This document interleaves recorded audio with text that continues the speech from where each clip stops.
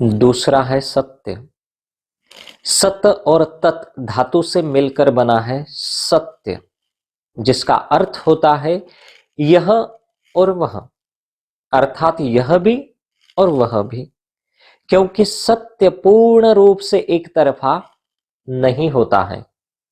सत्य का आमतौर पर अर्थ माना जाता है झूठ न बोलना, मन वचन और कर्म से किसी के साथ छल कपट न करना ही सत्य कहलाता है। असत्य को त्याग कर हितकारी एवं सत्य वचन बोलना ही सत्य कहलाता है। जैसा मन ने समझा, आंखों ने देखा, कानों ने सुना, वैसे के वैसा कह देना सत्य है। सत्य को समझने के लिए एक तार्किक बुद्धि की आवश्यकता होती है। तार्किक बुद्धि आती है भ्रम और द्वंद्व को मिटाने से।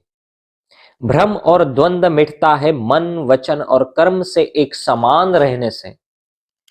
रस्सी को देखकर अगर आप सर्प मान लेते हैं तो वो सत्य नहीं है, किंतु उसे देखकर जो आपको प्रतीति और भय उत्पन्न होता है वह सत्य है। मनु के अनुसार सनातन धर्म में नियमित सत्य बोलना चाहिए, किंतु अप्रिय सत्य नहीं बोलना चाहिए। सत्य केवल बाहरी नहीं, आंतरिक भी होना चाहिए।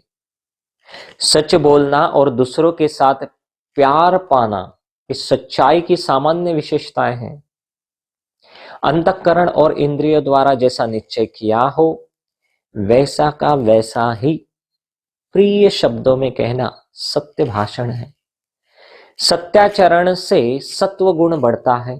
सात्विकता बढ़ने से मानसिक शक्तियों का विकास होता है और मानसिक शक्तियों के विकास से आत्मिक शांति मिलती है। सत्य स्वयं को शुद्ध एवं शांत रखता है।